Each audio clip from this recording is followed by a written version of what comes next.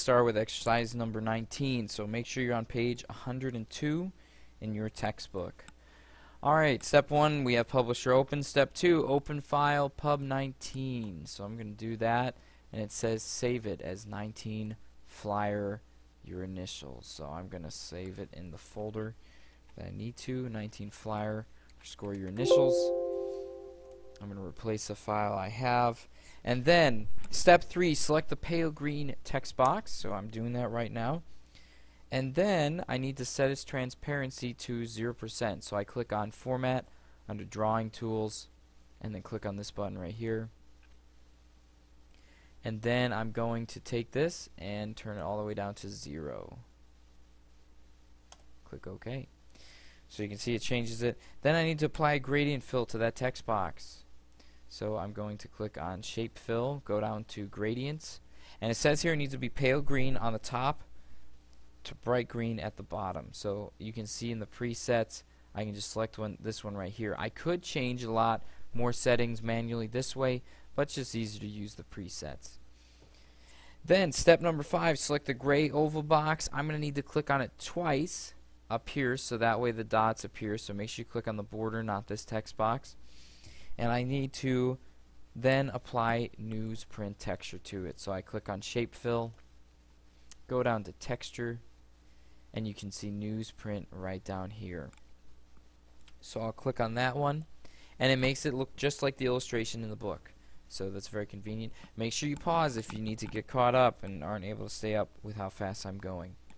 Alright, step number 6, select the coupon at the bottom of the flyer. We're not going to deal with the dots border art because it for some reason has not been working well with this file. So I'll show you in the next part of the exercise. So just go ahead and skip over that part, number 6, and go to step number 7. Step number 7, change the light tan text box, so this one right here, to a pattern fill using the light diagonal pattern of the accent to color and white. So what I need to do for this is actually go up here, Shape Fill, and then choose Pattern. And how the pattern works is you'll have pattern fill selected. You need to scroll down. Now, here's all these different options, but you can't see it because the colors are white. So if you look at the illustration, you can see you want white for the background, and we're actually going to do accent 2. Let's just go with, we're actually going to use black instead because it basically looks like that in our illustration. So use black for the foreground and then white for the background, and you can see it uses the two colors to make different patterns. And I need, as it says here, light downward diagonal pattern of accent 2 color. We're just using black and white, and the light diagonal one going down like that is right over here. So light downward diagonal, I click on it and then click OK, and it applies it to my picture. So I need to print the publication. I'm going to save it here first. I typically do that, and then I need to print it, so don't forget to make that PDF. So I'll print it. It's going to save the file. Make sure you name it whatever you're naming the file itself. I have my PDF, and now I have the saved publication as well. So we're done with the first part of exercise 19. Let's go to On Your Own, so page 104. Step number 2, if you need to pause the video, do that. I need to open up OPUB 19, so I have in my recent files.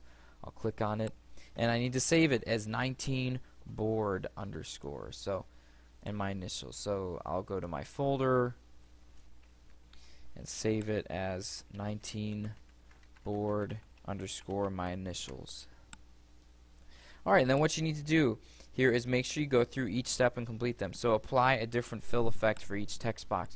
So you can use any of the fill effects that we did. So I click on my object, click on the Format tab under Drawing Tools, and I can just click on Shape Fill. I could do a normal, we have a bunch of normal ones, so I actually want you to do either a tint, you could do a picture. So I'll look up, say, I'll just do plain, if I can type this morning. Select that, insert, have a picture. I could do other ones. I can go through and do gradient, I could do texture, I could do pattern. So I want you to go through, do that. You can make them different than what I'm doing in the video because I'm not going to do all of them. Apply a pattern border to at least one of the text boxes. You can do that. You already have done it in the last video. So you just go to pattern, select which one. I could change the colors up if I want to, but I won't for the sake of time. So make sure you apply the pattern to it. Also apply a border art to at least one of the text boxes. The way you do that is if you click Format Shape. Here it wouldn't do with a coupon earlier, but it does it here correctly. For this one, I click on Border Art.